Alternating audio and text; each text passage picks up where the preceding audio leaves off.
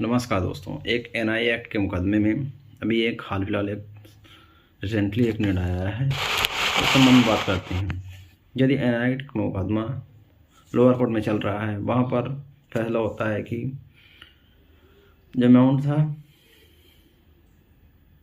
वो देने के लिए बाध्य किया गया प्रतिवादी को, और जितना अमाउंट था उससे डबल देने के लिए ऑर्डर हुआ, तो इसके खिलाफ अपील फाइल होती है। फिर हाई कोर्ट में रिट होती है, वहाँ पर भी वो ऑर्डर बहाल रखा जाता है। तो फिर वादी और प्रतिवादी के बीच में एक समझौता हो जाता है और कोई अमाउंट पाना शेष नहीं रहता है। ऐसे संबंध में समझौता हो जाता है। उसके बाद प्रतिवादी द्वारा हाई कोर्ट में एक प्रार्थना पत्र दिया जाता है कि ये जो ऑर्डर है इसमें संशोधन किया जाए।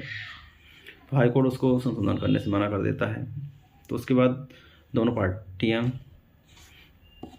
में से प्रतिवादी जो है जाता है सुप्रीम कोर्ट में अर्जी देता है कि साहब मैंने इसी सेटलमेंट कर दिया, अब कोई भी पैसा पाना शेष नहीं रह गया है, तो इस लिहाज से अब इस मामले को सेटिस्फाइड किया जाए और ये आदेश में संशोधन किया जाए।